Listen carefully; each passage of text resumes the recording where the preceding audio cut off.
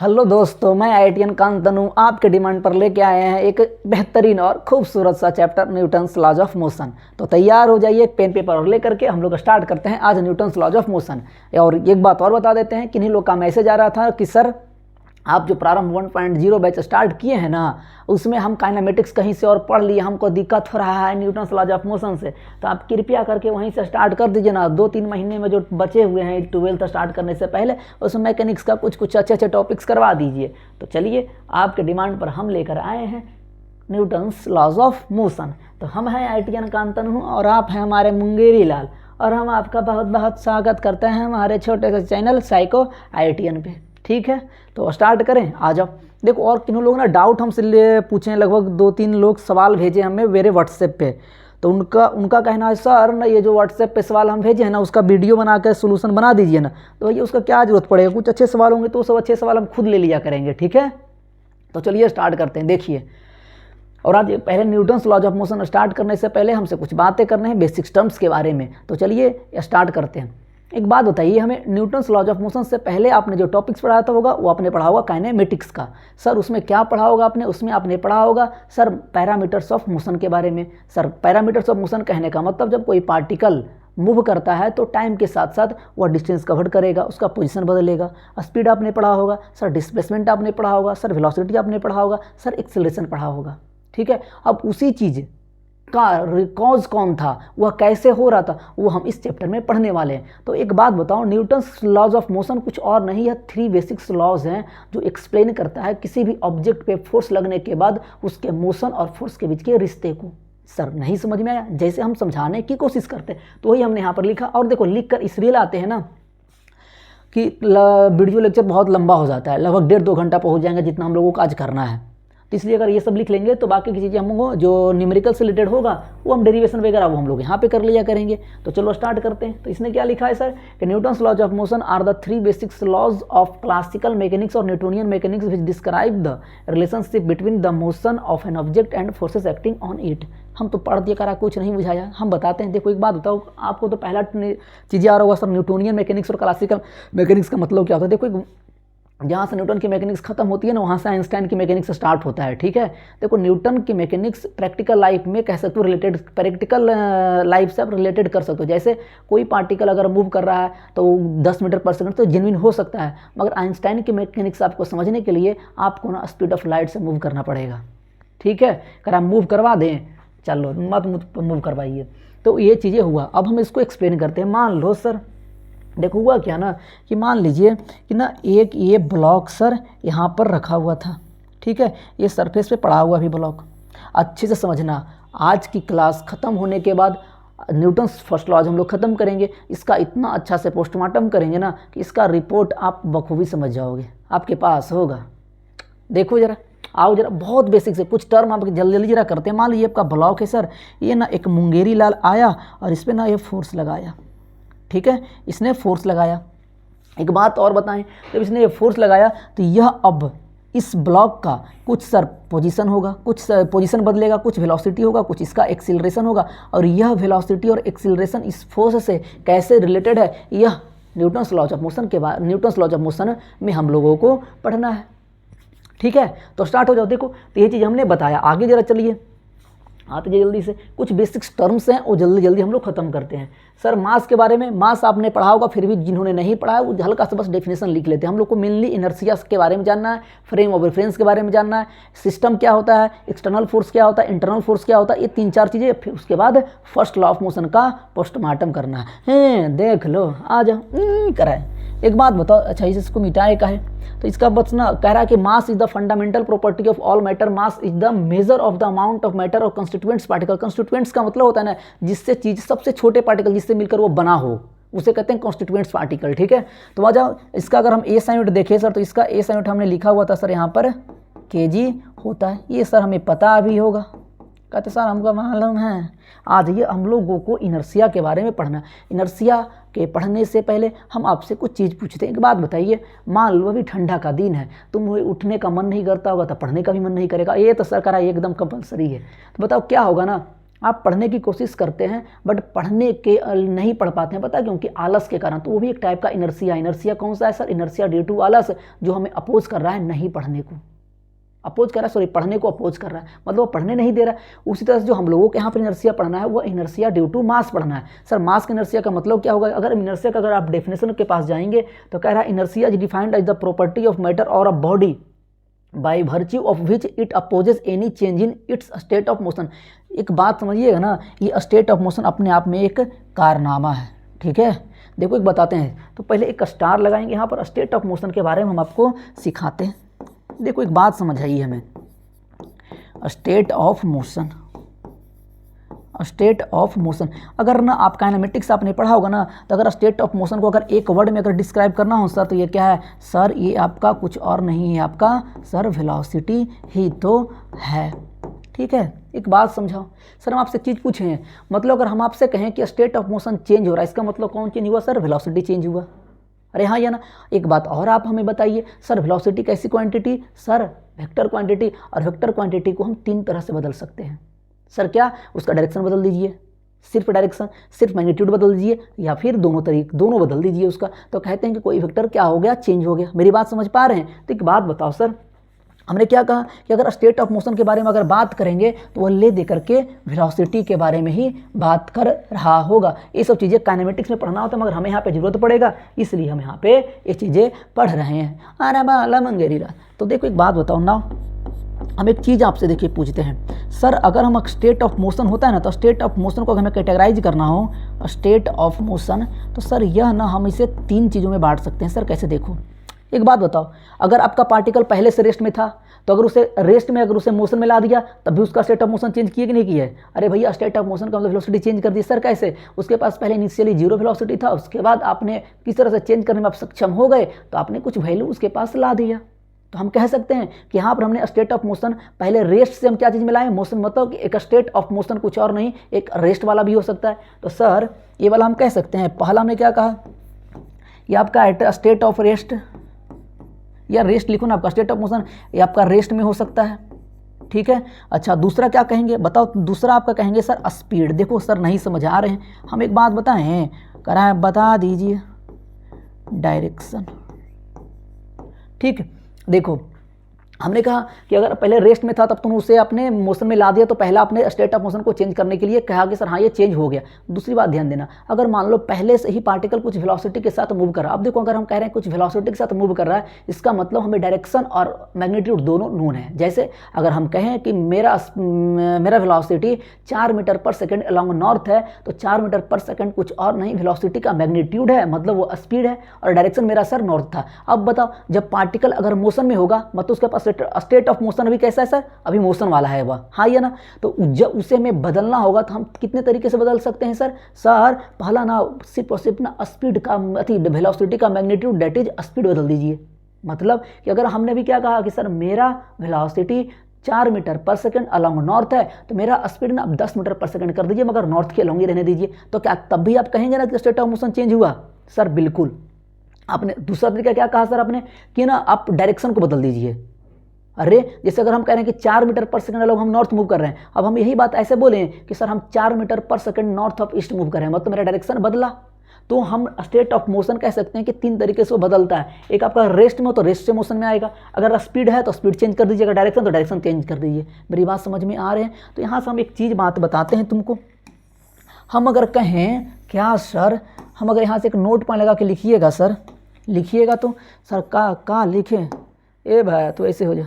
अगर यहाँ जरा नोट पॉइंट लगा के लिखिएगा, अगर हम कहें कि state of motion, state of motion, state of motion of a particle, of a particle, of a particle remains, of a particle remains same,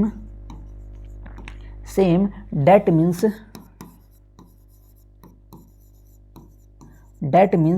velocity remains same। ठीक है सर? अरे बोलो, velocity remains same, remains same। अच्छा sir, तो अगर हम कहते हैं also, अगर हम कहते हैं कि also if state of motion changes, also state of motion, ए भैया स्टेट ऑफ मोशन। आज तो देखो जिन्होंने 9th क्लास में नहीं पढ़ा है उनके लिए ये सब चीज़ें रामबाण है। ये सब चीज़ों की हेल्प से आप आगे सीख सकते हैं। और हम कहते हैं कि जैसे आपने अभी हमें एक टॉपिक डाला था कंस्टेंट रिलेशन का, तो आपने उसमें देखा सर किस तरह से हम लोग पढ़ते हैं न्यूटन्स लॉज ऑफ मोशन। जब हम लोग लगभग 6 से 7 वीडियो आने वाला है, आप यकीन मानना इससे बेहतर आप कोई भी कोना में इंडिया पढ़ करके देखना नहीं मिलेगा। हमने कोटा में भी पढ़ा है भाई, हमने कोटा में फर्स्ट अटैम्प्ट मेरा पटना से था, बट सेकंड अटैम्प्ट लेने के लिए हमने कोटा ही गए थे। कोटा वाइब्रेंट में हमने पढ़े हुए हैं। वहाँ पर हम लोग एक फिजिक्स के टीचर पढ़ाते थे, आकाश गुप्ता, बहुत ही खतरनाक टीचर थे। हमें पढ़ करके मज़ा आता था। मगर पता दिक्कत उनके साथ क्या था, जब उन्होंने वाई फेज में मेरा एडमिशन था, तो उस बैच में जब वो पढ़ाने के लिए पहला दिन आए, तो पहला दिन तो ठीक ठाक जितने बच्चे आते थे आते रहे। लगभग 160-170 बच्चे का एडमिशन होता था उसमें एक बैच में। लगभग मान के कह दो अगर 15-20 दिन होते ना आधे बच्चे खाली हो गए। पता है क्यों? क्योंकि वो आते ही ना इतना हाई लेवल से स्टार्ट करते थे पढ़ाने के लिए कि इनको बुझाना ही नहीं रहता। तो आपके साथ बिल्कुल वैसा नहीं होगा। हम लोग एकदम पूरा शून्य से शिखर तक जाएंगे। तुम निगेटिव में होगा तब भी हम तुम्हें पॉजिटिव से ला करके 0 पर लाएंगे, उसके बाद शिखर तक पहुंचा देंगे। ये मेरी गारंटी है। सच देखो, तो बताओ हमने क्या कहा कि also state of motion changes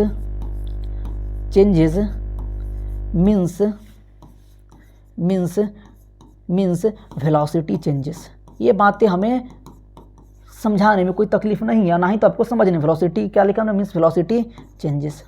ये बात समझ रहे होंगे। अब इसी चीज़ को अगर समझ लिए, अब हमें इनर्शिया हम आपको समझाने की कोशिश करते हैं। देखो क्या कहें हम, आगे आइए समझाना। हम आप एक से चीज़ पूछते हैं, अगर हम आपसे इनर्शिया का डेफिनेशन, अगर आप पीछे आपने देखा होगा, देखो यहाँ पर इनर्शिया का डेफिनेशन सर क्या था, ये देख लो गुरु। यहाँ पर देखो क्या कह रहा है कि inertia is defined as the property of matter of body by virtue of which it opposes any change in its state of motion. देखो एक बात बताओ, अपोज करने का मतलब क्या था।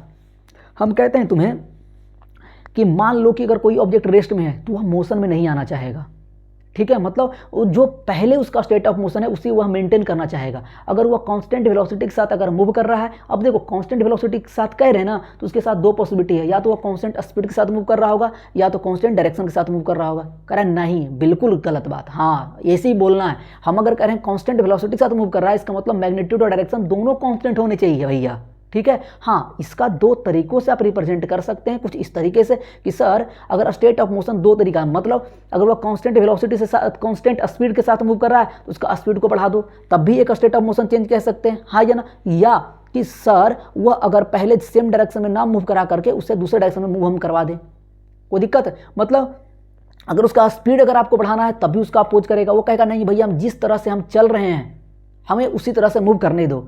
या फिर इसको ऐसे भी कहेगा कि जिस डायरेक्शन में हम मूव कर रहे हैं हमें उसी डायरेक्शन में मूव करना है। अगर उसका डायरेक्शन चेंज करने की कोशिश करोगे तो उसका वो अपोज करेगा। वो अपोज किस तरह से करेगा वही हमें यहाँ सीखना है।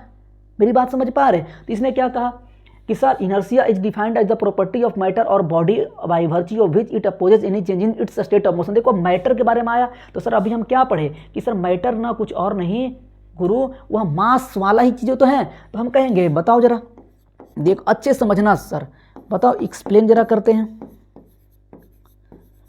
हम लोगों का क्या है, न्यूटन्स लॉज ऑफ मोशन से स्टार्ट करते हुए हम लोग पूरे मैकेनिक्स खत्म करेंगे अब, ठीक है। और जो बचा खुचा ANAT, टेंजेंशियल नॉर्मल एक्सेलरेशन क्या होता है, 2D मोशन वगैरह सब कुछ हम कर लेंगे धीरे धीरे। कोई संडे वनडे का वीडियो आएगा उसमें लॉन्ग वीडियो डाल करके हम करवा देंगे, चिंता ना करो। हम लोग 1 मार्च को 12th स्टार्ट करेंगे, मतलब स्टार्ट करेंगे, ठीक है। आ जाओ आगे। सर देखो एक बात बताऊँ मैं, कह रहा है क्या सर, ए भैया हम एक चीज़ पूछें आपसे।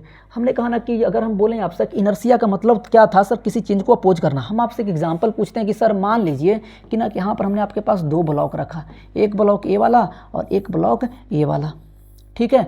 अगर ये मान लीजिए आपका मास आपका 5 kg का था सर, ये आपका मान लेते हैं 500 kg का, ये मुंगेरी लाल है, ठीक है। ये भी आपका सरफेस पे रखा हुआ सर, वही सेम सरफेस पे ये भी रखा हुआ है, ठीक है। अब एक बात बताओ, मान लेते हैं कि ना कि सर इसे एक मुंगेरी लाल आता है, ऐसे धक्का देने की कोशिश करता है। ये यहाँ पर आया और ये वाला यहाँ पर आया और ये वाला इसे भी धक्का देने की कोशिश करता है, ठीक है। अगर यह धक्का देगा तो इसके पास देखो मास था, तो इनर्शिया क्या चीज़ में है सर, यह रेस्ट में है ना, तो रेस्ट में यह मूव करना नहीं चाहेगा। यह रेस्ट में है तो रेस्ट में ही रहना चाहेगा। कहा ठीक है सर। तो बताओ इन दोनों में ज़्यादा अपोज कौन कर रहा होगा सर? ये 500 kg वाला तो हम कह सकते हैं कि इनर्शिया कुछ और नहीं, सॉरी मास कुछ और नहीं, mass is the measurement of inertia है। अरे वो मास ही है जो इनर्शिया को मेजर कर रहा था। तो यहाँ तो पहला बात तो लिखना बनता है क्या सर, कि sir mass is the measurement of, mass is the measurement of, अरे आज तो रुको, तो आज मज़ा ना आया तब भी कहना, हर क्लास ही मज़ा होगा। Mass is the measurement of inertia, measurement of inertia, inertia. ठीक है, एक बात बताओ सर, हम आपसे एक चीज़ पूछते हैं, देखो जरा, तो हम यहाँ से एक चीज़ सीखे कि अगर कह सकते हैं कि सर इनर्शिया कुछ और नहीं, इनर्शिया कुछ और नहीं सर, ए भाया तो लिखा जा, इनर्शिया जो होगा वह डायरेक्टली प्रोपोर्शनल टू मास होगा, मतलब जिसके पास मास है ज़्यादा वह इनर्शिया ज़्यादा होगा। इनर्शिया ज़्यादा होने का मतलब है कि वह ज़्यादा अपोज करेगा किसी भी ऑब्जेक्ट के स्टेट ऑफ मोशन को चेंज करने के लिए। ठीक, जैसे अब बताओ, अब अच्छा स्टेट ऑफ मोशन चेंज करने का मतलब क्या था सर, हम अच्छा वो तो बता ही चुके हैं कि स्टेट ऑफ मोशन चेंज करने का मतलब उसकी वेलोसिटी आप चेंज कर रहे होंगे, कोई दिक्कत है। अब यही चीज़ अगर इनर्शिया, देखो हमने क्या कहा, इनर्शिया ड्यू टू आलस, जैसे आपने कहा ना कि अगर आपको पढ़ने का मन तो करता है मगर पढ़ नहीं पाते, 1 घंटा बाद पढ़ देंगे ना, 2 घंटे बाद पढ़ देंगे देखो तो क्यों नहीं पढ़ते, क्योंकि आपके पास तो असुर आदमी है, ठीक है, हाँ, और तुम्हारे पास आलस भरा पड़ा है, तो आ जाओ जरा इसे। तो हमने वही कहते हैं इनर्शिया किसके कारण हो सकता है सर, देखो इनर्शिया कारण हो सकता है पहला कि वो रेस्ट में है तो मोशन में नहीं आना चाहिए, तो जिससे हम कहते हैं इनर्शिया ड्यू टू या इनर्शिया एट रेस्ट। ठीक है, दूसरा समझना इनर्शिया ड्यू टू डायरेक्शन, मतलब वह जिस डायरेक्शन में मूव करना चाहता कर रहा है वह उसी डायरेक्शन में मूव करना चाहेगा, उसका अपोज नहीं करेगा। तीसरा सर इनर्शिया एट स्पीड का, इनर्शिया ड्यू टू स्पीड, मतलब वह जिस स्पीड के साथ मूव कर रहा था वह उसी स्पीड से मूव करना चाहेगा, वह तब तक करेगा जब तक उस पर कोई एक्सटर्नल फोर्स लगा दिया। यही चीज़ें तो आगे चल के न्यूटन्स फर्स्ट लॉ बनता है, बाकी बातें बाद में करते हैं, सुनना। तो सर अच्छा हम यहाँ पर लिख सकते हैं, तो सर क्या कहा कि मतलब अगर हम इनर्शिया अगर लिखना होगा सर, इनर्शिया, तो सर क्या हुआ इनर्शिया, इनर्शिया को हम कह सकते हैं वो 3 के, भाई देखो आ जाओ यहाँ से, तो सर यहाँ पर हम कह सकते हैं कि जो पहला आपका इनर्शिया हमने देखा सर क्या, inertia at rest, inertia at rest. अभी हम एक एक एग्जाम्पल देंगे और आप समझ लेंगे, ठीक है सर। दूसरा आपने क्या कहा sir, inertia due to direction, inertia due to direction, due to direction, ये सब 9th क्लास में पढ़ना, में हल्का हल्का ना रिकॉल करवा देते हैं आपको। ठीक, ये आपका सर क्या है, इनर्शिया ड्यू टू स्पीड। ठीक है, अब देखो एक बात समझना, अगर हम एक लाइन में अगर इन दोनों को अगर डिफाइंड कर दें तो कह सकते हैं इनर्शिया ड्यू टू वेलोसिटी भी तो कह सकते हैं सर स्पीड प्लस डायरेक्शन, हाँ या ना। तो अगर आप दोनों को कंबाइंड भी कर दें तो आप एक ही बात कह रहे होंगे सर ये कुछ और नहीं, यह बात कर रहा है सर वेलोसिटी की ही तो बात कर रहा है। मेरी बात समझ पा रहे हैं सर, कहाँ हाँ गुरु पक्का। तो इतने बेसिक चीज़ें हमें आने चाहिए इनर्शिया के बारे में। अब एग्जांपल आपको हम समझाने की कोशिश करते हैं, जैसे पहला आपने 9th क्लास में बहुत सारे एग्जांपल दिए होंगे, आपने पढ़ा होगा। मान लो कि आपके ना एक कपड़ा है, उसमें डस्ट पार्टिकल बहुत भरा पड़ा है, आप इसे जैसे झाड़ते हो, आप तो क्या करते हो या डंडे से मारते हो तो वो गर्दा के वो डस्ट पार्टिकल कैसे झड़ जाता है। देखो ऐसे मान लो कि आपका डस्ट पार्टिकल से भरा एक कपड़ा है, आपने यहाँ पे फोर्स मारा आपने, ये बताओ पार्टिकल पहले आपसे क्या था, रेस्ट में था, या जब आपने फोर्स लगाया तो एक कपड़ा आगे मूव किया और वह पार्टिकल इनर्शिया की वजह से रेस्ट में था, वो इनर्शिया में रेस्ट में रहना चाहेगा, वह पार्टिकल वहीं पे रह गया और वह ग्रेविटी कारण नीचे आ गया, तो कहते हैं कि मेरा डस्ट पार्टिकल झड़ गया। ठीक है, अरे बोलो कोई दिक्कत। तो यहाँ पर आपने 3 चीज़ें समझ ली होंगी। अच्छा दूसरा एग्जाम्पल और देते हैं, मान लो आप जैसे बस में बैठे हुए हो और अचानक से बस चलना स्टार्ट करता है तो कहता है या खचाक, तो भी क्या इनर्शिया एट रेस्ट वाला था। और अब जैसे मान लो अगर बस चल रहा हो, फिर या तो ऐसे डायरेक्शन का एग्जांपल देते हैं, तो एग्जांपल डायरेक्शन वाला क्या होगा, आप जैसे ही कार से मूव कर रहे होते और इधर जब कार मूव करता है करके, तो आप करके इधर के भागते हो, तो वो क्या है, वो इनर्शिया ड्यू टू डायरेक्शन है, मतलब वो डायरेक्शन चेंज होने का अपोज कर रहा है ड्यू टू, क्योंकि आपके पास मास है। मेरी बात समझ रहे होंगे, इतना समझ में आ गया होगा, तब जल्दी से स्क्रीनशॉट लीजिए, हम लोग आगे बढ़ते हैं। आ जाओ आगे, देखो आ जाओ। अच्छा आगे पूछना ही है, ऐसे कैसे, हाँ अब आइए फोर्स के बारे में। देखिए फोर्स के बारे में कहा कि force is that cause which change try to change in which change or try to change in state of motion of an object which on x. ये कह रहा है देखो फोर्स के बारे में कि मास्टर आज बहुत मज़ा आएगा, न्यूटन्स फर्स्ट लॉ को हम पोस्टमार्टम कर देंगे, चिंता ना करो। ठीक है, देखो मान लीजिए कि सर अगर ये आपका ऑब्जेक्ट है, ठीक है, ये ऑब्जेक्ट है सर, और ये अभी फ़िलहाल के लिए यह रेस्ट में है, और ये मान लेते हैं कि सर ये वाला आपका मास यहाँ पर mkg दिया हुआ है। अब मान लो ये अगर इसका स्टेट ऑफ मोशन चेंज कर लेना, तो स्टेट ऑफ मोशन को चेंज करने जो रिस्पॉन्सिबल है सर वो फोर्स अंकल है। अरे ज़रूरी नहीं है कि फोर्स हमेशा स्टेट ऑफ मोशन को चेंज कर ही दे। अरे तो इसका मतलब तुम कह रहा है कि फोर्स लगाए मतलब स्टेट ऑफ मोशन हम चेंज ही कर देंगे, तो इसका मतलब है ना कि तुम ट्रक खड़ा है, तुम जाकर ट्रक का धक्का मारा तो ट्रक चलने लग जाए? नहीं, क्योंकि वो मास ज़्यादा था तो उसकी इनर्शिया ज़्यादा है, तो उसका स्टेट ऑफ मोशन को चेंज करने के लिए हमें ज़्यादा फोर्स की जरूरत पड़ेगा। वो भी एक्सटर्नल होगा कि इंटरनल होगा, वो अभी हम बात करते हैं। मेरी बात समझ पा रहे हैं? तो देखिए, मान लीजिए अगर ये ऑब्जेक्ट, अगर कोई एक मुंगेरी लाल आता है और इसे ये दे धक्का इसे पुश करने की कोशिश करता है, तो इसके पास दो पॉसिबिलिटीज़ है। अगर यह रेस्ट में है तो मोशन में आ जाए, नहीं तो रेस्ट में है तो रेस्ट में रह जाएगा। मगर यह फोर्स लगाया तो यह दो पॉसिबिलिटी आया कि नहीं आया? हाँ, दो पॉसिबिलिटीज़ था कि सर या तो इसका स्टेट ऑफ मोशन को चेंज कर देगा या चेंज करने की कोशिश करेगा। यही मेरा फोर्स होता है। आप जानते हैं कि सर इसका ए साइन यूनिट क्या होता है? सर ए साइन यूनिट इसका आपका न्यूटन, ए साइन यूनिट इसका न्यूटन होता है। अगर आप सीजीएस यूनिट में जाएंगे तो कह रहा है अरे दादा डायन, कह रहा यही तो एक ज़िंदगी में मेरा वाट लगाए हुए, क्या करोगे भैया? ए सुश्रित वैसे काहे होते? तो आ जाओ जरा।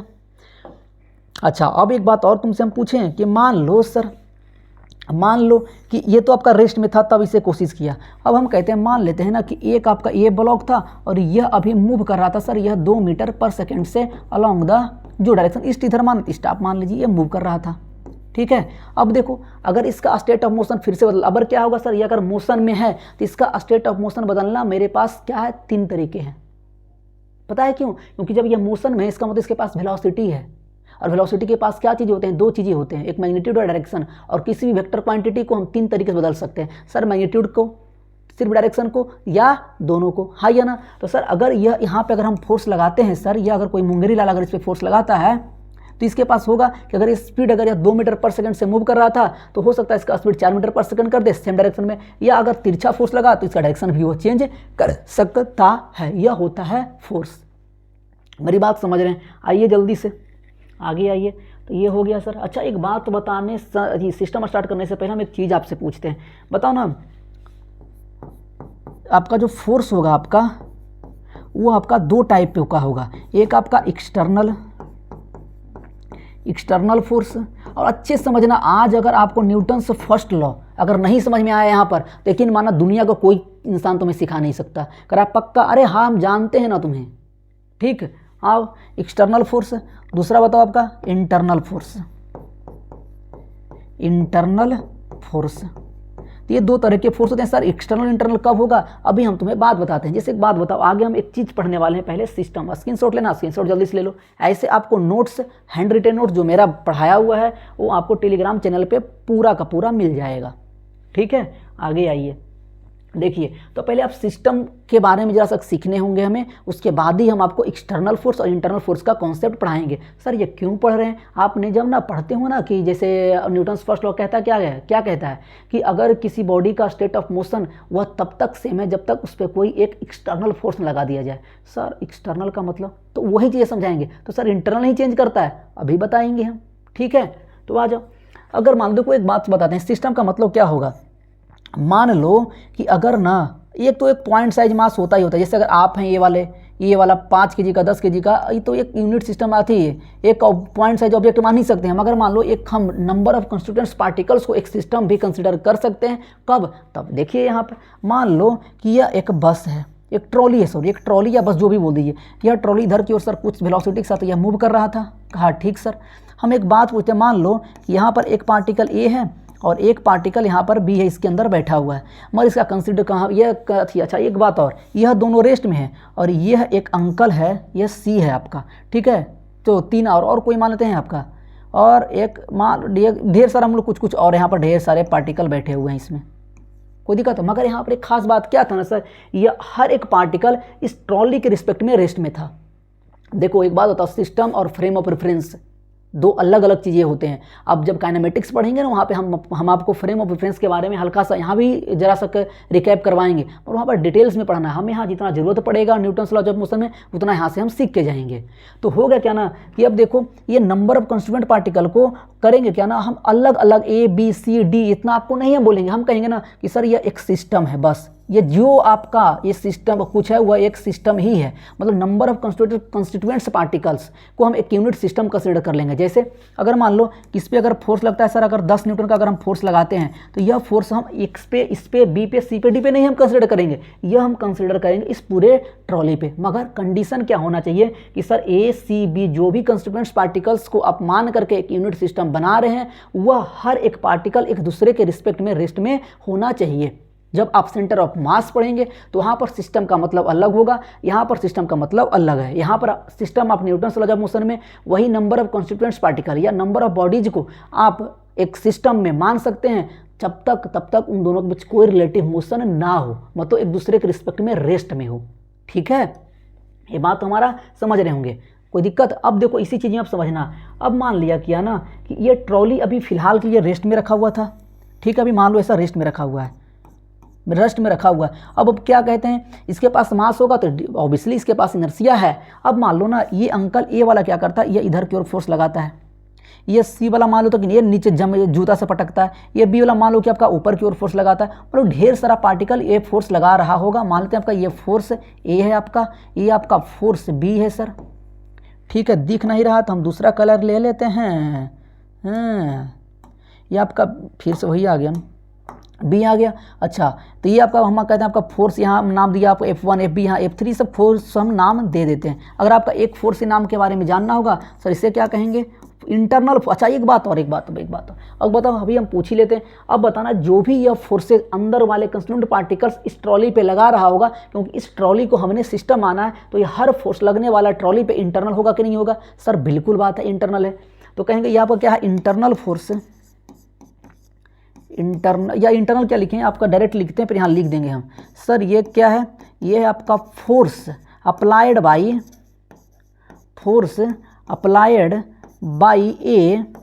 बाई ए ऑन ट्रॉली, ठीक है, ऑन ट्रॉली। कोई दिक्कत? हम एक चीज़ पूछते हैं, हम कहेंगे सर कि हियर एफ ए बोलिए, आपका एफ बी बोलिए, डॉट जो भी इतने फोर्स लग रहे हैं आर इंटरनल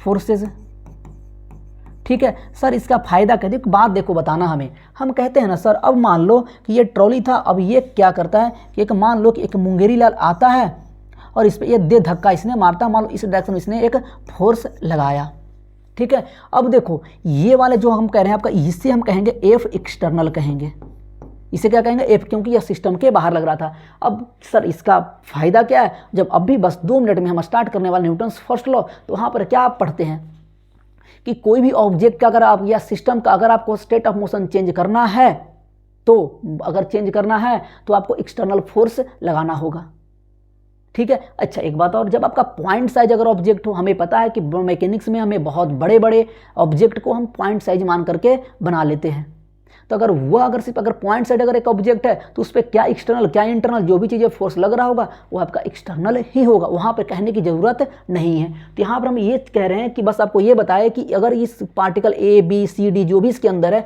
अगर वह एक दूसरे के रिस्पेक्ट में अगर रेस्ट में है, अगर रेस्ट में दोनों, एक कहने का मतलब एक दूसरे के बीच में कोई भी रिलेटिव मोशन नहीं है, रिलेटिव वेलोसिटी नहीं है, तो हम सभी को एक यूनिट सिस्टम कंसिडर कर सकते हैं, हाँ या ना? हाँ। तो अब क्या रहेगा, अगर यह इस पे फोर्स लगाया, यह भी इस पे फोर्स लगाया, ये सब आपका इंटरनल है, और सर ये वाला जो बाहर से इस पे फोर्स लगाया वो एक्सटर्नल फोर्स होगा। सर इसका फायदा क्या है, क्योंकि हमने कहा ना कि इसका स्टेट ऑफ मोशन अगर बदलना होगा तो ये मुंगेरी लाल बदल सकता है, यह चंगेरी लाल नहीं बदलेगा, क्योंकि अगर इस पे अंदर फोर्स लग रहा था तो यह इससे चला नहीं पाएगा। कहने का मतलब है कि मान लो अगर कोई एक बस है, ठीक है, अगर कोई बस है और बस के अंदर सब मान लो कि 100 आदमी 200 आदमी अगर अंदर चले जाते हैं और सब एक बस को अंदर से ही धक्का दे रहे हैं, तो बस मूव नहीं करेगा, क्योंकि वो जो भी पार्टिकल्स हैं या मैन अंदर धक्का लगाने के लिए गए वो एक सिस्टम का हिस्सा होंगे, वो इंटरनल फोर्सेज होगा। सर वो क्यों ऐसा होता है, तो हम लोग जरा न्यूटन्स थर्ड लॉ के बारे में पढ़ने के बाद हम एक्सप्लेन करेंगे क्यों एक्सटर्नल फोर्स की जरूरत है, वहाँ पर इंटरनल फोर्सेज क्यों नहीं होता,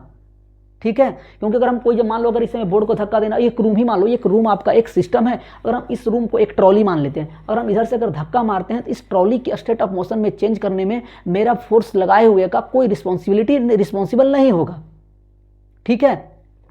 और वही चीज़ें तो स्टेट ऑफ मोशन को चेंज करने के लिए एक्सटर्नल फोर्स का जरूरत होता है। तो यहाँ हमने यह सीख लिया कि सर एक्सटर्नल फोर्स और इंटरनल फोर्स क्या होता है।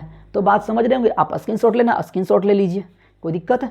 आ जाओ, आगे आइए। अच्छा, कुछ चीज़ें हमें और पढ़ना है, बस ये सब चीज़ें ना काइनेमेटिक्स से बस स्टार्ट करते हैं तो वहाँ पे पढ़ना होता है, मगर यहाँ पर हमें ज़रूरत पड़ेगा, इसलिए बस हल्का हल्का हल्का हल्का निकल जाते हैं समझ समझ के। तो पहला देखो ऑब्जर्वर। ऑब्जर्वर का मतलब होता है आपका, अच्छा यहाँ पर हमने गलत लिखा है ये वाला, गुरु। ऑब्जर्वर का मतलब सर होता है ना कि जो किसी भी ऑब्जेक्ट के मोशन को जो ऑब्जर्व करता है वह ऑब्जर्वर कहलाता है। अगर हिंदी में बोलेंगे तो सर अध्ययन इसे बोलते हैं, ए भैया, ठीक है, ये वाला। तो जो आपका ऑब्जेक्ट सर क्या होगा, जिसके बारे में हम स्टडी करते हैं वो आपका ऑब्जेक्ट होगा। मगर खास बात यह यहाँ पे है कि ऑब्जेक्ट और ऑब्जर्वर, लिविंग थिंग और नॉन लिविंग थिंग कुछ भी हो सकता है, ठीक है, मेरी बात समझ पा रहे हैं? तो आगे आएंगे तो हमने यहीं पर लिख दिया both the observer and object may be living thing और नॉन लिविंग। सर एग्जाम्पल के तौर पर अगर हमसे पूछेंगे तो एक चीज़ बताएं हम, देखो जरा, मान लो कि ये एक आपका ट्रॉली है और ये ट्रॉली में एक दो इंसान यहाँ पर बैठा हुआ है, ये मान लो आपका ए और ये आपका बी, और अच्छा, और ये आपका कोई एक चिड़िया है जो यहाँ से उड़ते हुए यहाँ पर आया, पॉइंट ए से पॉइंट बी पर आ गई है चिड़िया उड़ते उड़ते। तो एक बात बताओ, एक के अगर हम ऑब्जर्वर मानते हैं तो एक के रिस्पेक्ट में आपका, एक के रिस्पेक्ट में अगर बात करें मतलब ए आपका ऑब्जर्वर और ए आपका चिड़िया क्या बनेगा, ऑब्जेक्ट बनेगा। सिमिलरली अगर चिड़िया ही से अगर ऑब्जर्व करने लग जाए, चिड़िया के, क्योंकि ये बर्ड के रिस्पेक्ट में भी इसका पोजीशन वगैरह जो भी बदल रहा होगा वह इसके, तो ये क्या बनेगा ऑब्जर्वर और ये क्या बनेगा आपका ऑब्जेक्ट। इतना सा बात है। आगे आओ जल्दी से जरा, एक चीज़ और सीखते हैं फ्रेम ऑफ रेफरेंस के बारे में। आप स्क्रीनशॉट लेना, पहले स्क्रीनशॉट ले लीजिए, बाकी हम 2 मिनट जल्दी से समझा देते हैं फ्रेम ऑफ रेफरेंस। देखो फ्रेम ऑफ रेफरेंस डिफाइंड है कि ऑब्जर्वर के लिए, ठीक है। फ्रेम ऑफ रेफरेंस एक ऐसा प्लेस है जहाँ से जहाँ से ऑब्जर्वर किसी भी ऑब्जेक्ट का मोशन को ऑब्जर्व करता है, ठीक है। अब देखो समझना मेरी बात, हम आपसे एक एग्जांपल के थ्रू आपको समझाने की कोशिश करते हैं। मान लो कि हम किसी बस में बैठे हुए हैं, ठीक है, हम सीट पे बैठे हुए हैं और हम बाहर में जो कोई पेड़ है या कुछ और है ऑब्जेक्ट है उसे हम ऑब्जर्व करना स्टार्ट करते हैं। तो ध्यान से समझना, अगर हमसे कोई पूछे कि बताओ मेरा फ्रेम ऑफ रेफरेंस क्या है, तो हम कहेंगे या तो खुद कह दे या मेरा सीट कह दे। एक बात और ध्यान देने वाली बात है कि जो भी चीज़ है हमारे रिस्पेक्ट में अगर रेस्ट में होगा और जहाँ से हम ऑब्जर्व कर रहे होंगे वो हर कुछ मेरे लिए वो एक फ्रेम ऑफ रेफरेंस का काम करेगा। जैसे अगर हम बस पे बैठे हुए हैं तो बस के सीट के रिस्पेक्ट में अगर रेस्ट में है तो मेरा फ्रेम ऑफ रेफरेंस सीट होगा। अगर सीट आपका बस के रिस्पेक्ट में रेस्ट में है तो हम कहेंगे कि मेरा फ्रेम ऑफ रेफरेंस पूरा का पूरा बस ही होगा, ठीक है। मगर वही चीज़ अगर मान लो कोई अगर बंदा अगर कोई अंदर को अगर बस में अगर वह चलना स्टार्ट करता है तो उसका फ्रेम ऑफ रेफरेंस क्या बस हो सकता है? नहीं, क्योंकि बस के रिस्पेक्ट में वह मूव कर रहा है। तो वहाँ पर फ्रेम ऑफ रेफरेंस उसका कुछ और नहीं, वह खुद ही बन जाएगा। यही बात हमने यहाँ पे लिखा है, आप जरा पढ़ लीजिए जल्दी से कि sir frame of reference is defined for an observer. Frame of reference is the place from where observations are taken, that is from where observer takes its observation. Also with respect to this place the observer must be at rest, ठीक है। एक बात और समझना, आपको एक चीज़ हम और बता देते हैं कि ऑब्जर्वर कि जब आप काइनेमेटिक्स में पढ़े होंगे तो एक चीज़ आपने पढ़ा होगा position vector.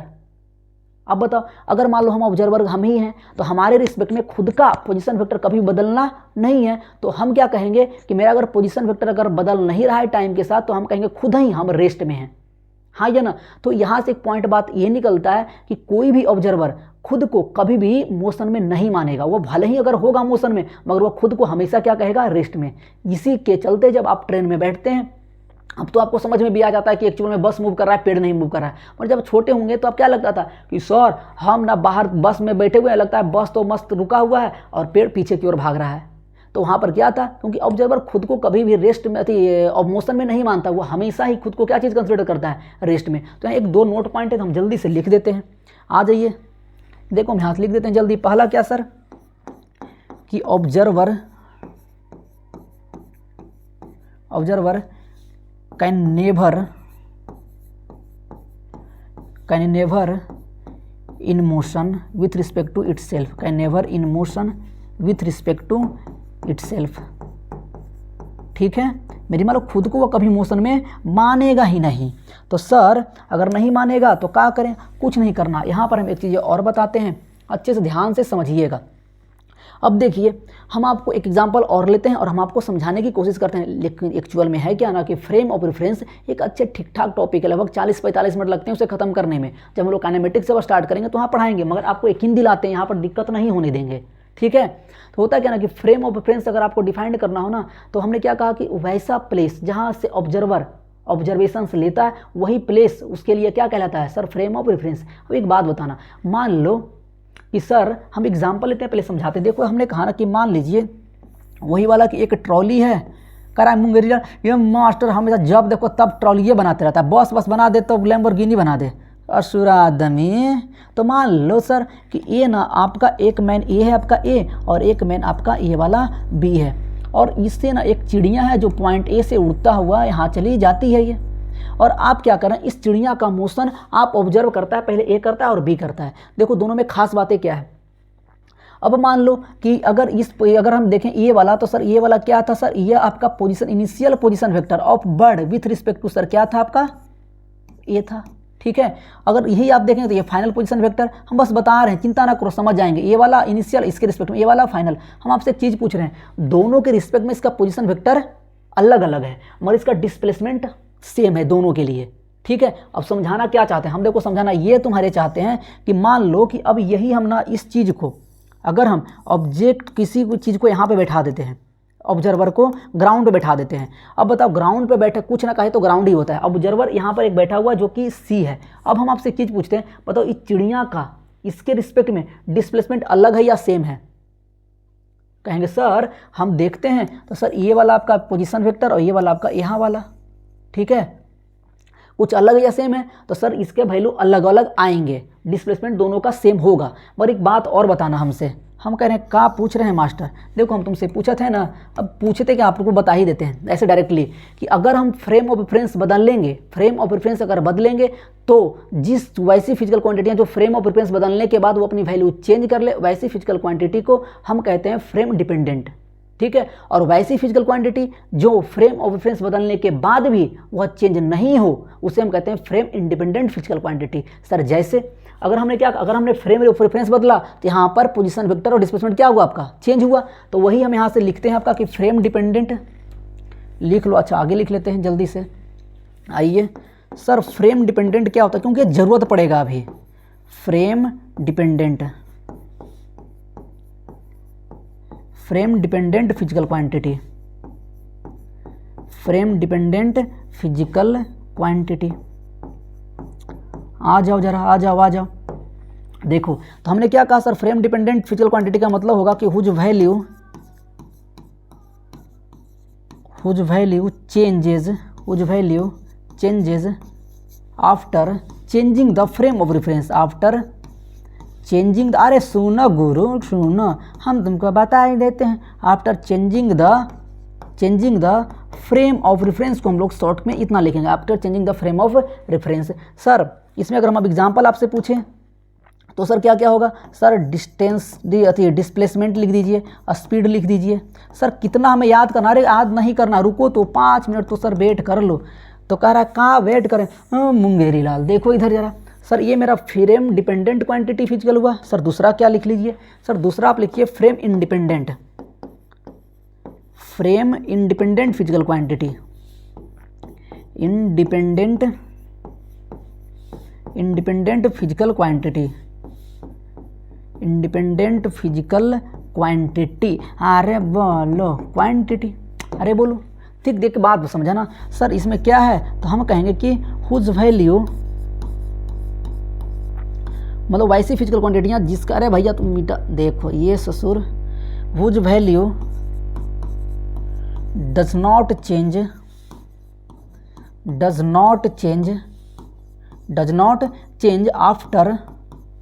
After changing the frame of reference, after changing the frame of reference. जैसे एक बात बताओ, मान लो कि हम बस में बैठे हुए हैं, ठीक है, और बस में अगर बैठे हुए हैं तो और बहुत सारे लोग बैठे हुए हैं और कोई और बस है, और हम दोनों अलग अलग बस एक चिड़िया को हम ऑब्जर्व कर रहे हैं। तो मेरे रिस्पेक्ट में और उसके रिस्पेक्ट में चिड़िया का मोशन अलग अलग होगा, उसके रिस्पेक्ट में उसका एक्सेलरेशन अलग होगा, उसके रिस्पेक्ट में उसका डिस्प्लेसमेंट अलग होगा, एक्सेलरेशन, मतलब बहुत सारी चीज़ें अलग होंगी।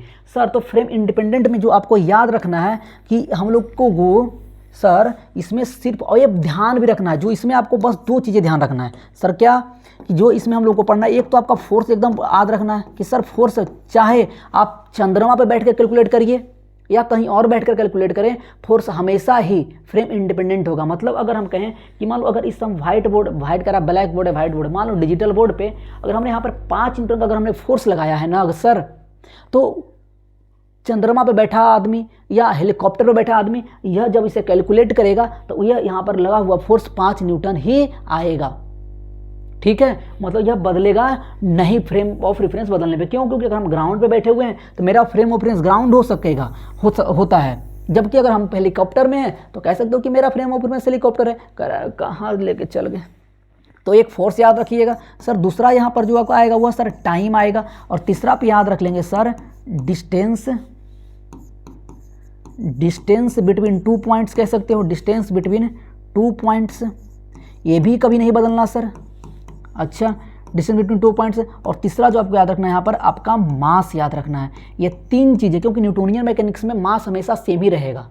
ठीक है, न्यूटोनियन मैकेनिक्स में तो ये force, time, distance between 2 points और मास, खास करके फोर्स, टाइम और मास, यह बहुत बहुत बहुत इंपॉर्टेंट है। तो इनके अलावा जो भी आपको फिजिकल क्वांटिटियाँ दिखेंगे उससे आप कह देंगे फ्रेम डिपेंडेंट क्वांटिटी।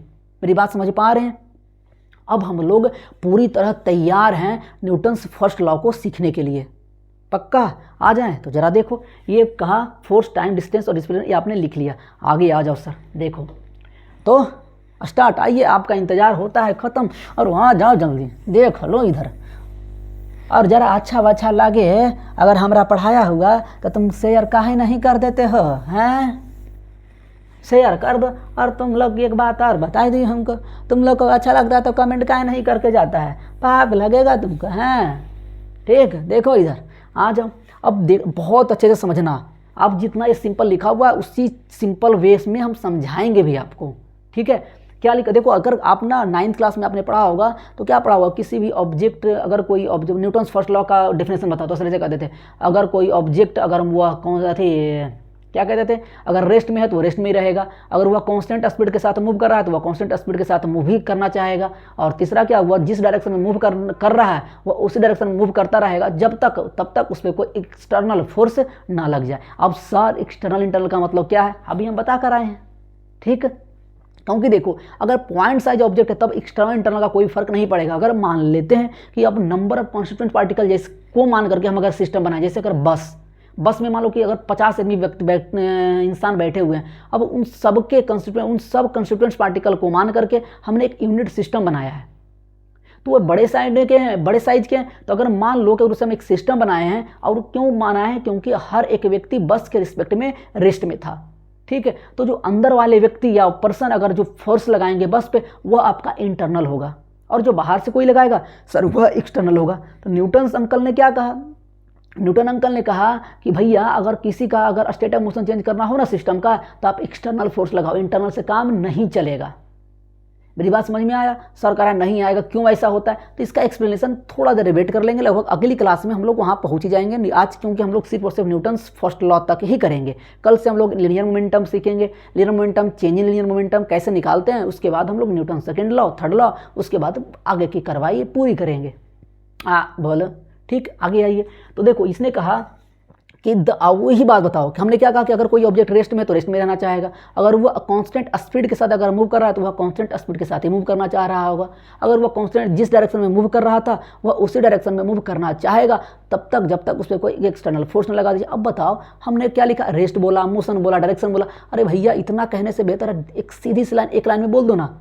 कह रहा एक लाइन से 2.5 लाइन बोलना हमें आता है, 2.5 अक्षर इससे बोलना आता है कुंदनमा को, मुंगेरी। देखो तो हमने क्या कहा कि आप ना इससे बेहतर कह दीजिए कि किसी भी ऑब्जेक्ट का अगर स्टेट ऑफ मोशन अगर चेंज करना हो ना सर, तो आप ले दे करके क्या करिए, अरे ले दे करके क्या करें कि स्टेट ऑफ मोशन चेंज करना मतलब state of motion he change करना हो तो उस पर एक्सटर्नल फोर्स का जरूरत पड़ेगा। आप इतना मत कहिए सर रेस्ट में तो रेस्ट में रहेगा, अगर कांस्टेंट स्पीड के साथ मूव कर रहा है तो कांस्टेंट स्पीड के साथ ही मूव करना चाहेगा, अगर नहीं करना आप सीधी सी एक लाइन में कह देंगे कि भैया किसी भी ऑब्जेक्ट का अगर स्टेट ऑफ मोशन चेंज करना हो तो आपको एक एक्सटर्नल फोर्स का जरूरत पड़ेगा। वही है न्यूटन अंकल पहला लॉ बताते हैं। सर इतना सिंपल है? नहीं, देखो हम समझाते हैं। एक बात और बताना हमें, हमने कहा ना कि आपका ये फोर्स लगा, हम एक चीज़ पूछ लेते हैं हम आपसे कि सर अगर स्टेट ऑफ मोशन चेंज होने का मतलब क्या है? सर उसका वेलोसिटी का चेंज होना। अरे भैया तो एक बात बता ही दियो कि अगर वेलोसिटी का चेंज होना मतलब उसके पास एक्सीलरेशन है। अरे ये न्यूटन अंकल ने कह दिया, ये कह दिया कि स्टेट ऑफ मोशन चेंज करना तो एक एक्सटर्नल फोर्स की जरूरत पड़ेगा। इसका मतलब क्या है? अरे दया बताओ क्या कि अगर हम कह रहे हैं कि स्टेट ऑफ मोशन अगर किसी पार्टिकल का अगर चेंज हो रहा है, इसका मतलब वेलोसिटी चेंज हुआ। अगर वेलोसिटी चेंज हुआ इसका मतलब उसके पास क्या आया? Sir acceleration. तो ले दे करके कहना क्या चाहता है न्यूटन अंकल? कहना यह चाहते हैं ये कि भैया अगर किसी भी पार्टिकल का अगर स्टेट ऑफ मोशन अगर चेंज कर रहे हो तो ले दे करके आप एक्सीलरेशन लाने की कोशिश कर रहे हो। और दूसरी बात और समझना कि सर या इससे हम ये भी तो कंक्लूजन निकाल सकते हैं कि अगर पार्टिकल के पास एक्सीलरेशन है, ध्यान समझना, अगर है तो हमें एफ नेट की मतलब एक एक्सटर्नल फोर्स की जरूरत पड़ा होगा। मगर क्या कि बिना एक्सटर्नल फोर्स या सिर्फ फोर्स ही कह दो, अभी बिना फोर्स की वजह से बिना फोर्स के किसी भी ऑब्जेक्ट के पास एक्सीलरेशन नहीं होगा। अरे फिर से समझाते हैं। हमने क्या कहा कि अगर आपने क्या कहा कि अगर किसी बॉडी का अगर आप स्टेट ऑफ मोशन चेंज करते हो, स्टेट ऑफ मोशन चेंज करने का मतलब क्या सर? आपने वेलोसिटी चेंज किया। वाह, अरे बोलो करा, नहीं समझ में आया। फिर से समझाते हैं। हमने क्या कहा? स्टेट ऑफ मोशन चेंज करना मतलब वेलोसिटी चेंज करना। और बताओ कि वेलोसिटी का चेंज होना मतलब क्या? सर एक्सीलरेशन आया। अरे तो एक्सीलरेशन, इसका मतलब कह सकते हैं कि भैया ये कुछ और नहीं, ये कहना यह चाहते हैं ना कि अगर किसी ऑब्जेक्ट को अगर एक्सीलरेशन चाहिए मतलब उसका स्टेट ऑफ मोशन हमने चेंज किया। अरे हाँ या ना? अब ऐसे उल्टा भी कह सकते हो कि सर जिसके पास एक्सीलरेशन है उसका स्टेट ऑफ मोशन चेंज हो रहा है, मतलब जिसके पास एक्सीलरेशन है उसके पास पहले ना कोई आपका फोर्स लग रहा होगा। इस चीज़ समझे? अब देखो हम एक्सप्लेन करते हैं, बहुत अच्छे समझना। देखो आओ जरा। सर तकलीफ है लाइफ में, बहुत तकलीफ। हम बोले नहीं तुमको अगर तकलीफ है तो कुछ मत करो, फिनाइल का सुबह शाम चाय पिया करो, बहुत तकलीफ। ये देख ससुर, एक बात बताओ, मान लो ना सर कि एक आपका एक इंसान है, ये मस्त इस ग्राउंड, अच्छा हम इसको ज़रा अच्छा से बनाएं, तुमको आज समझा ही देंगे हम। आ जाओ जरा, आ जाओ आ जाओ। गुरु यहीं पर बना देते हैं। देखो मान लो कि आपका सरफेस है सर, ठीक है? ठीक गुरु, ये आपका बना देते, अच्छा से बनाएंगे। तुम हड़बड़ाते आज अगर तुम्हारा पोस्टमार्टम नहीं कर दिए, कर हमारा मत करिए, न्यूटन्स फर्स्ट लॉ को करिए। देखो तो यहाँ पर ना हम एक चीज़ बनाते हैं आपका। मान लो कि एक ब्लॉक था सर, ये वाला ब्लॉक भी अच्छा से बना दें, चरट बना दो ऐसे ही। ये मान लो आपका एक ब्लॉक रखा हुआ है इस पर, ठीक है? एक ब्लॉक है और एक ये मान लो कि एक ट्रॉली है ये, ठीक है? ध्यान से समझना, एक ट्रॉली है आपका जो इस सरफेस पे मूव कर रहा है, एक भैया और एक ट्रॉली है। ये मान लो इसका ये मुंगेरी लाल का क्या है? मुंगेरी लाल का ये लैम्बोर्गिनी है, ठीक है? ये मान लो एक ऑब्जर्वर इसमें बैठा हुआ है और एक मुंगेरी लाल का छोटा भाई ये इसमें बैठा हुआ है। एक समझना, मान लो यह जो ट्रॉली है ना सर, यह आपका v वेलोसिटी से जा रहा है, मगर इसका जो वेलोसिटी है सर वह कांस्टेंट है। अच्छा सर, यह जा रहा है जो आपका यह एक्सीलरेशन a के साथ जा रहा है, इसका मैग्नीट्यूड हम a मान लेते हैं, ठीक है? समझ में आया? और एक आदमी और ये मान लो कि ऑब्जर्वर आपका ये बी में यहाँ बैठा हुआ है, सी यहाँ पर है, और एक मुंगेरी लाल ना कि यह रेस्ट में यहाँ पर सरफेस पे ग्राउंड पे बैठा हुआ जिसका नाम ए है। एक ब्लॉक हमने माना जिसका मास हम एम मान लेते हैं। यहाँ पर हमें एक पहले से गिवन है कि से कि इट से माना क्या, इट इज लिखो कि हियर इट इज कैलकुलेटेड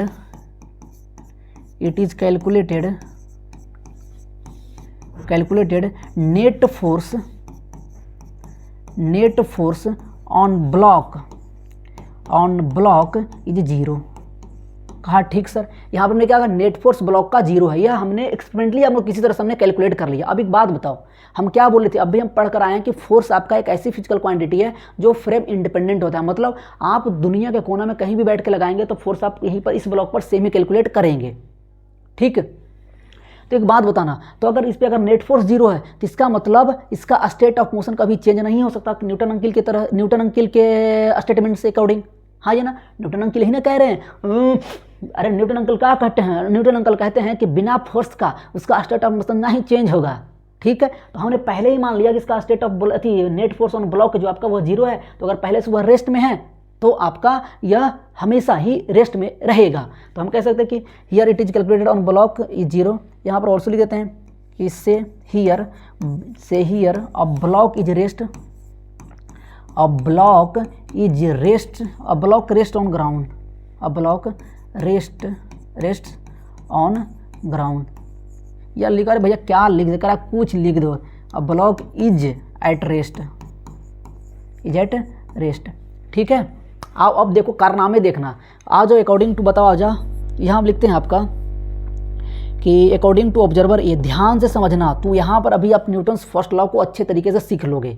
ठीक, आओ जरा, according to observer A, observer A ये क्या कहता है, ये कहता है सर बताओ क्या, कि पहले हम तो एक बात पूछें कि हमने क्या कहा, अगर इस ब्लॉक पे अगर नेट फोर्स अगर जीरो है तो फ्रेम ऑफ रेफरेंस चाहे ऑब्जर्वर का कोई भी होगा वह हमेशा इस पर कितना कैलकुलेट करके फोर्स हमें देगा, सर जीरो ही देगा। तो आप कहेंगे कि यार, तो बताओ कि according to a, according to a net force, according to a net force on block is equal to zero. कहा ठीक सर, ये बात तो बढ़िया। हम एक बात आपसे पूछे हैं, कहा सर हम अगर पूछें acceleration of block with respect to, अरे भैया और भैया, acceleration of block with respect to A, तो इसका फॉर्मूला आपने पढ़कर आए होंगे sir, acceleration of block minus acceleration of A. ठीक सर, तो सर यहाँ पर एक्सिलरेशन ऑफ ब्लॉक कुछ ना कहे तो ग्राउंड, अरे भैया यहाँ पर कुछ ना कहे तो कौन सा फ्रेम ऑफ रेफरेंस, ग्राउंड, यहाँ पर कहा तो कुछ ना ग्राउंड, तो सर ये भी वैल्यू जीरो है और सर ये भी वैल्यू किसके बराबर है, जीरो के बराबर है। तो यह क्या कहा, यह कहा कि मेरे अकॉर्डिंग भी इस पे इसका एक्सिलरेशन जीरो है। अरे बोलो, तो क्या कहा सर, एक्सिलरेशन जीरो होने का मतलब क्या है कि यह भी जान रहा है, क्योंकि एक्सिलरेशन अगर जीरो तो स्टेट ऑफ मोशन चेंज किया नहीं, और अगर स्टेट ऑफ मोशन चेंज नहीं किया तो नेट फोर्स जीरो होना चाहिए था, तो यह स्टेटमेंट को वेरीफाई कर रहा है। ठीक, मतलब कह सकते हैं कि so according to a, so according to a net force on block, net force on block is zero, so its state of motion, so its state of motion remains same, state of motion remains same। अरे देखो तो तीसरा तक आते देखो एकदम क्या तुम्हारा दिमाग का गजब का बत्ती जलेगा, remains same मतलब पहला वाला यह कहा कि सर इसका बिल्कुल अगर यह रेस्ट में है तो रेस्ट में ही रहेगा, मतलब इसका स्टेट ऑफ मोशन कभी भी चेंज नहीं होगा। क्यों, क्योंकि इसका इसने भी कैलकुलेट किया सर एक्सेलरेशन जीरो है। क्यों, क्योंकि अगर एक्सेलरेशन इसके पास होता तो ले दे करके आपने वेलोसिटी को चेंज कर दिया, और वेलोसिटी चेंज होने का मतलब क्या है सर कि आपने स्टेट ऑफ मोशन को चेंज किया, कोई दिक्कत जो कि इसके अकॉर्डिंग नहीं है, और हमने ये भी कैलकुलेट भी किया है। तो यह ए वाला तो कहा ठीक है, न्यूटन्स फर्स्ट लॉ वेरीफाई यहाँ पर होता है कि भैया तब तक उसका फोर्स कोई ना लगे उस पर, तब तक हम किसी भी ऑब्जेक्ट का स्टेट ऑफ मोशन चेंज नहीं कर सकते। अरे बोलो, तो जरा आगे आना, ये आपने लिख लिया तो आगे आइए। अब जरा आइए अकॉर्डिंग टू, अच्छा एक बात और बताओ, यहाँ पर अगर हम आपसे एक चीज़ पूछें, बताओ कि एक्सिलरेशन ऑफ ऑब्जर्वर बी कितना है, तो सर कहेंगे देखिए इसका वेलोसिटी कांस्टेंट है ना सर, तो हाँ भैया कांस्टेंट है, तो बताओ इसका एक्सिलरेशन सर कितना होगा, सर इसका एक्सिलरेशन जीरो होगा। देखो इसका कारनामा देखो, आगे आ जाओ। अब जरा बताओ, हम कहते हैं according to observer B, according to observer B, देखो ये भैया का, तो बताओ इसने क्या कहा कि sir according to observer B net force on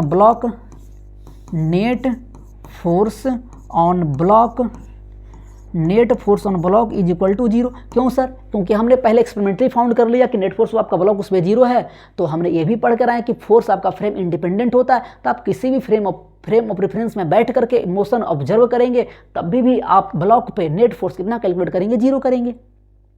हाँ या ना सर, ठीक है। एक बात बताओ सर, हम आपसे पूछें, हम अगर पूछते बताओ कि अगर acceleration of block with respect to B, तो सर ये हम लिख रहे होंगे एक्सिलरेशन ऑफ ब्लॉक, अरे बोलो, माइनस एक्सिलरेशन ऑफ, अरे बोलो ऑब्जर्वर बी। एक बात और तुम्हें बताएंगे, हमने क्या कहा, अगर कुछ ना कहा यहाँ से तो ग्राउंड ही समझिएगा, अरे बोलो कुछ ना कहे तो फ्रेम ऑफ रेफरेंस ग्राउंड ही होता है। तो sir acceleration of block with respect to ground तो पहले से जीरो था सर, ठीक है सर। अच्छा, acceleration of B with respect to ground कितना निकाला, क्योंकि कांस्टेंट वेलोसिटी के साथ मूव कर रहा था, तो सर इसका भी एक्सिलरेशन सर जीरो आया। अरे तो सर कहना क्या चाहते हैं, देखो कहना चाहते हैं कि तू मुंगेरी लाल है और तू एक नंबर का क्या है, बोलो करा कुछ बोल देंगे, हम कुछ दिल पे नहीं लाते हैं। आ जाओ इधर देखो, ठीक बात बताओ। तो इसने क्या कहा कि सर अगर हम क्या देखें कि acceleration of block with respect to observer B के ऑब्जर्वर बी के रिस्पेक्ट में भी उसका एक्सेलरेशन जीरो। एक्सेलरेशन जीरो होने का मतलब उसका स्टेट ऑफ मोशन चेंज नहीं हुआ। यहाँ पर भी न्यूटन्स फर्स्ट लॉ या कह सकते हैं न्यूटन फर्स्ट लॉ का स्टेटमेंट जो है वो आपका यहाँ पर वेरीफाई होता है। मेरी बात समझ रहे हैं? तो सो अरे भैया तो ऐसे आता है so here according to observer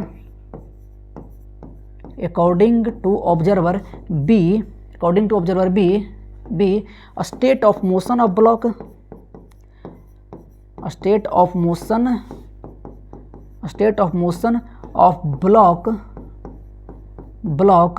also remains same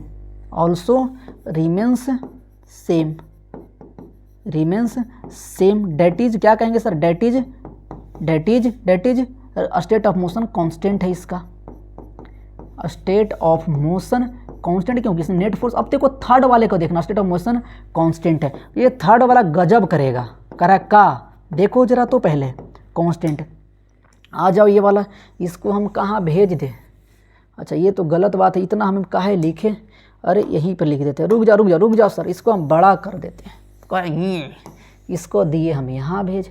ठीक सर, अब आ जाओ इसको हम ये करा। ये मस्त खेल खेलता है मास्टर, ये देखो इसको हम यहाँ पहुँचा दें। करा आपका बोर्ड आपका पेन, हम कुछ बोल सकते हैं? इतना हिम्मत है हमारे में? इसको यहाँ कर दीजिए। अब देखिए थर्ड वाले का कारनामा देखना। आ जाओ देखो जरा थर्ड वाला जरा कारनामा दिखाएं। देखो थर्ड वाला क्या करेगा। नाउ अकॉर्डिंग टू ऑब्जर्वर सी। अरे देखो बताओ फिर से वही बात है। अगर हम आपसे एक चीज़ पूछें कि sir according to observer B और C, according to observer C net force, अरे बोलो भैया बोलो net force on block is also zero. अरे बोलो इज ऑल्सो जीरो क्यों? क्योंकि हमें पता है फ्रेम फोर्स एक फ्रेम इंडिपेंडेंट फिजिकल क्वांटिटी है। तो आप किसी भी फ्रेम ऑफ रेफरेंस में अगर बैठ करके आप ऑब्जर्व करते हैं तो क्या होगा? फोर्स की वैल्यू सेम आना है। ठीक सर, मगर एक बात देखना, हम यहाँ से एक चीज़ पूछ रहे हैं। हम कहने बताओ अगर acceleration of block with respect to C अगर बात करें तो सर इसका कुछ और नहीं फॉर्मूला आप लिखते हैं सर एक्सीलरेशन ऑफ ब्लॉक। वही फिर से पूछने का तो ग्राउंड पे लिखना है तो लिख दीजिए, नहीं तो छोड़ना है छोड़ दीजिए। तो acceleration of block minus acceleration of C with respect to ground. अरे रुकना एक बात बताओ सर, इसकी वैल्यू तो हमें पता है कि सर इसकी वैल्यू तो जीरो है ग्राउंड के रिस्पेक्ट में क्योंकि वह रेस्ट में है।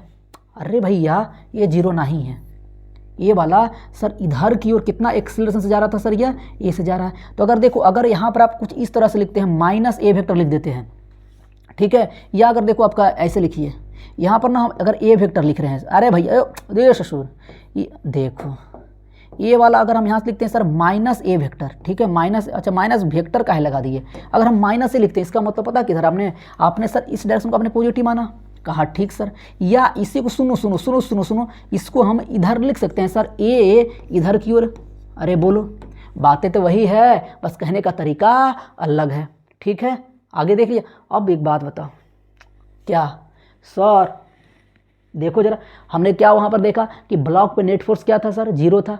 तो किसी भी हालत में न्यूटन अंकल के स्टेटमेंट के अकॉर्डिंग ब्लॉक का स्टेट ऑफ मोशन कभी भी चेंज नहीं हो सकता क्योंकि उसका नेट फोर्स जीरो है। ये अंकल का देख लो जरा क्या कह रहा है according to observer C. Sir block का एक्सीलरेशन लेफ्ट वर्ड में कितना है आपका? भैया आ जाओ आगे।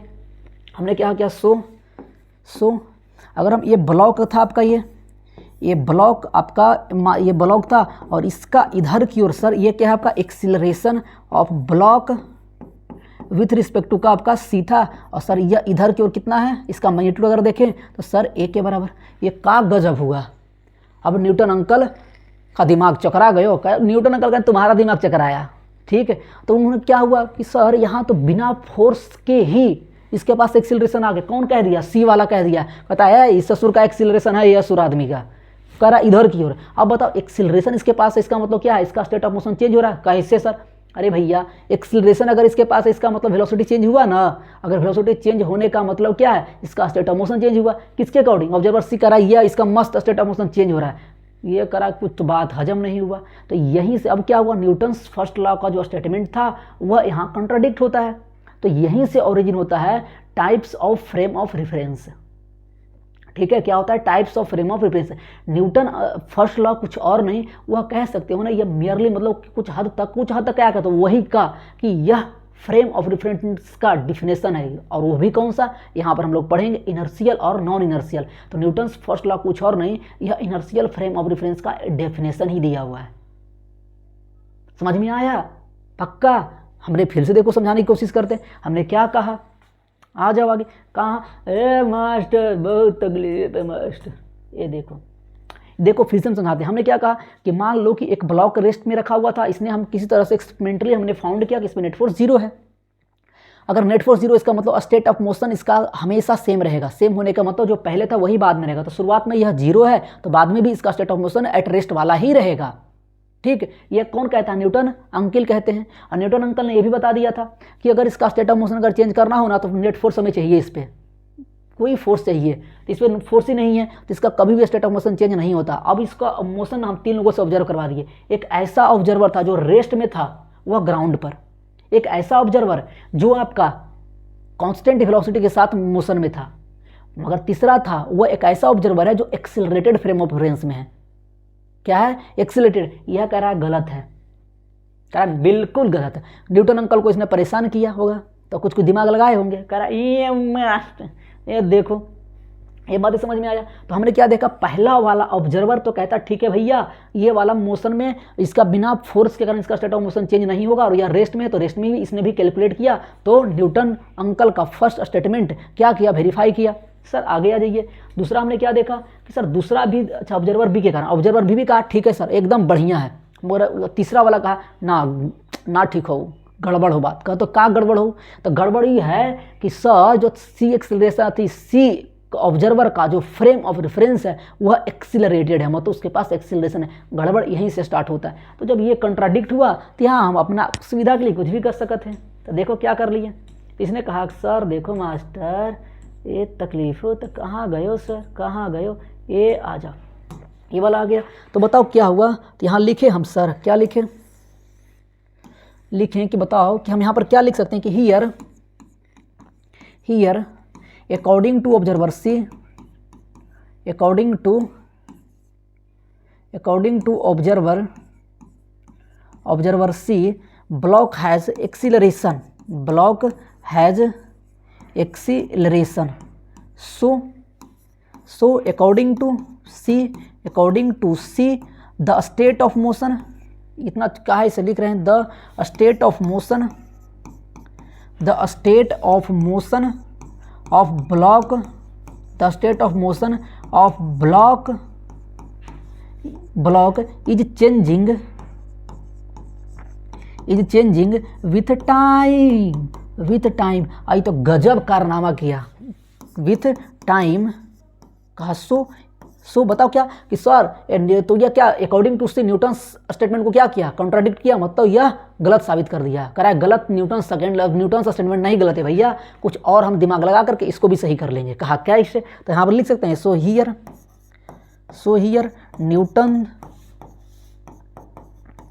Newton's first statement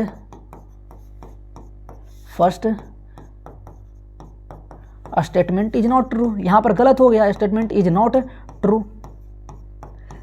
true. तो देखो इसका दिमाग लगाया, कहा का, देखो दिमाग ये लगाया ना सर, इसको कैसे करें, इसको ऐसे कैसे करें। अच्छा देखो इसको हम यहाँ भेज देते हैं सर, ठीक, और इसको हम यहाँ, यही तो फ़ायदा है डिजिटल बोर्ड का। अरे मास्टर आज इसको हम कहाँ भेज दें, इसको हम ये दे, इसको यहाँ भेज दे। ये तो गलत बात है कि नहीं है, बताओ मुंगेरी लाल।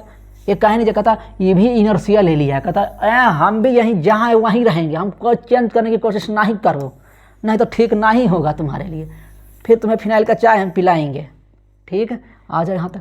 तो देखो यहाँ से समझने वाली बात ये है, अगर आप ऑब्जर्व कर रहे हो ना तो आप देख रहे होंगे कि पहले वाले का इनर्शियल फ्रेम क्या नाम ले लिए, पहले वाले ऑब्जर्वर ए का अगर आप फ्रेम ऑफ रेफरेंस देखते हैं तो वो ग्राउंड था। ठीक सर, जो कि नॉन एक्सिलरेटेड है। देखो एक्चुअल में अर्थ भी एक्सिलरेटेड ही है, कराया बेग से, मगर उसे आप मान लेना कि रेस्ट में है। ठीक है, ग्राउंड।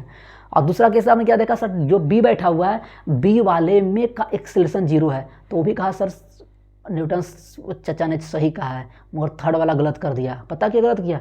वो उसके पास एक्सीलरेशन है, अगर एक्सीलरेशन है तो वह न्यूटन्स अंकल को गलत ही साबित कर दिया। तो न्यूटन अंकल ने कहा या तू ऐसा सुन कि ना हमारा जो स्टेटमेंट है ना, हमारा जो स्टेटमेंट है वह सिर्फ और सिर्फ उस ऑब्जर्वर या उस फ्रेम ऑफ रेफरेंस के लिए ट्रू है जो आपका non accelerated frame of reference है। बहानी खत्म, पूरा बस एक लाइन और पूरा चीज़ें सही। इसीलिए न्यूटन्स फर्स्ट लॉ एक यूनिवर्सल लॉ ऑफ ग्रेविटेशन, जिस तरह से यूनिवर्सल लॉ ऑफ ग्रेविटेशन है उसी तरह से Newton's first law universal law नहीं है, यह सबके लिए ट्रू नहीं है।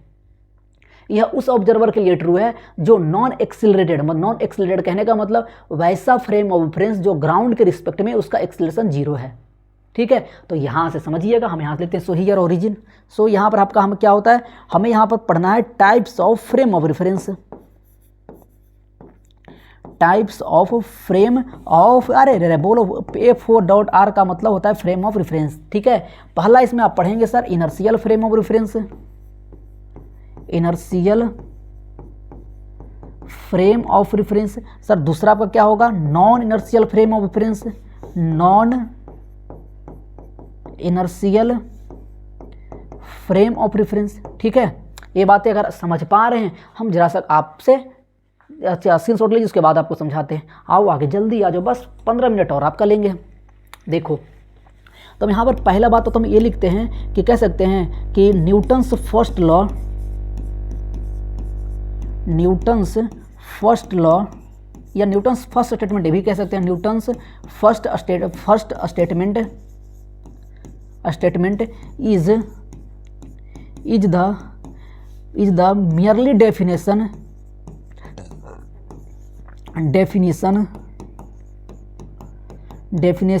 Of inertial frame of reference. अब सर इनर्शियल क्या होता है अभी हम आपको एक्सप्लेन करेंगे, चिंता ना करो, चिंता ना ही करना, हम है तो काहे का डर। Of inertial frame of reference. ठीक सर, कहा ठीक गुरु।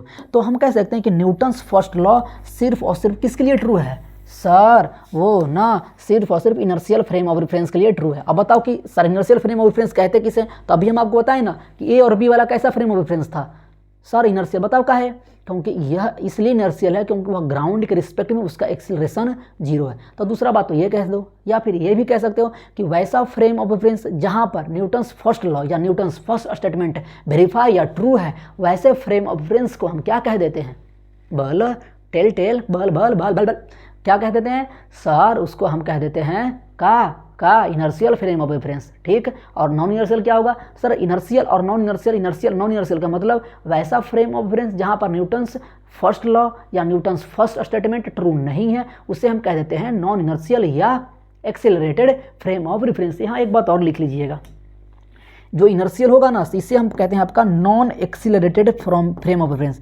ये ससुर नॉन, ये गड़बड़ इतना एक कलर से लिखेंगे कैसे लिख देंगे। आ जाओ, हमने क्या कहा, ये आपका non accelerated frame of reference इसे कह सकते हैं, नॉन एक्सीलरेटेड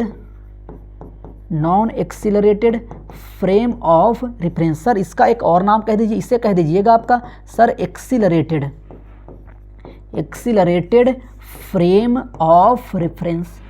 ठीक गुरु, अच्छा तो सर देखो एक बात और कह देते हैं, इनर्शियल फ्रेम ऑफ रेफरेंस का दूसरा अगर डेफिनेशन आप देखने जाएंगे तो क्या कहा आपने, पहला तो ये कह दिया कि वैसा फ्रेम ऑफ रेफरेंस जो जहां पर न्यूटन्स फर्स्ट लॉ या न्यूटन्स फर्स्ट स्टेटमेंट ट्रू है उसे हम इनर्शियल कह देंगे। या दूसरे तरीका में ऐसे समझना, देखो एक बात और बताते हैं कि ग्राउंड एक्चुअल में अगर देखोगे तो वो भी एक्सीलरेटेड ही है, मगर किसी के रिस्पेक्ट में हमें बताना होगा ना सर, हाँ या ना। तो हम क्या करते हैं ना कि ग्राउंड को हम इनर्शियल फ्रेम ऑफ रेफरेंस मान लेते हैं, वो है नहीं उसे हम मान लेते हैं। तो दूसरे तरीका से अगर हमें डिफाइन करना हो इनर्शियल फ्रेम ऑफ रेफरेंस का तो कहेंगे कि वैसा फ्रेम ऑफ रेफरेंस जिसका एक्सीलरेशन ग्राउंड के रिस्पेक्ट में 0 हो। तो सर यहाँ पर लिख दीजिए, इसका मतलब यहाँ पर क्या लिखेंगे,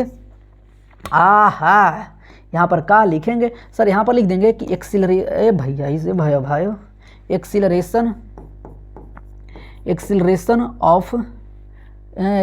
विथ रिस्पेक्ट टू, लिख देते हैं acceleration with respect to ground is 0, ground is 0। अरे बोलो, तो ये हो जाएगा इनर्शियल फ्रेम। अच्छा नॉन इनर्शियल में इसको यहाँ पर लिख देते हैं कि सर एक्सीलरेशन, ये भैया भाई एक्सीलरेशन, अरे बोलो एक्सीलरेशन और acceleration with respect to ground with respect to ground is not zero, is not zero. अरे बोलो, तो यहाँ हमने ये चीज़ें सीख ली है। एक बात और बता, हम क्या कहें कि ग्राउंड एक्चुअल में इनर्शियल फ्रेम ऑफ रेफरेंस नहीं है, वो भी एक्सिलरेटेड ही है, बट हम मान लेते हैं। ठीक है, तो हमें क्या कह देंगे, अगर लिखना होगा तो आप रस्टा लगा के लिख देंगे कि ground is also a non inertial frame of reference but it is considered to be inertial, मतलब कि वो है नहीं, उसे हम मान लेते हैं। ठीक है, आज की क्लास यहीं हम लोग रोकेंगे। हमने आज आपसे प्रॉमिस किया था कि न्यूटन्स फर्स्ट लॉ को अच्छे से पोस्टमार्टम कर देंगे। इसका रिपोर्ट आपको मिल गया होगा। करा एकदम शानदार, एक मस्त डांस करने का मन। इधर देखो, बहुत कह रहे हैं ना कि आप मुश्किल से वेट कर लीजिए, 7 क्लास लगभग न्यूटन्स लॉ ऑफ मोशन का आने वाला। आप PYQ लगा के देखना, PYQ जे एडवांस की बात कर रहे हैं। ठीक है, मेंस टेंस तो ऐसी हलवा पूड़ी है। जे एडवांस का लगभग आप पहली बार में न्यूटन्स लॉ ऑफ पढ़ने के बाद आप लगभग 60-70% जे एडवांस का सवाल बना रहे होंगे। ठीक है, और मेंस तो कहने मेंस को तो लगभग सवाल ही आप निपटा देंगे। 2-4 इक्का दुक्का सवाल इधर उधर हो सकता है, मगर लगभग सवाल आप मेंस का बना रहे होंगे। ठीक है, आपसे प्रॉमिस है, हम लोग 1 मार्च को 12th स्टार्ट करेंगे, मतलब स्टार्ट करेंगे। ठीक है, मस्त एकदम शानदार तरीके से। कोई दिक्कत है, अगर अच्छे लगे तो वो जो कोना बटन है ना सब्सक्राइब वाला, उस पर अपना मुंडी पटक के मार के जाओ। अगर आप कोई वीडियो देख रहा है, ऐसे 30-32% ऐसे लोग हैं जो मेरा वीडियो तो देखते हैं मगर सब्सक्राइब नहीं करेगा। कह रहा है हम तो काहे कर देवो सब्सक्राइब मास्टर।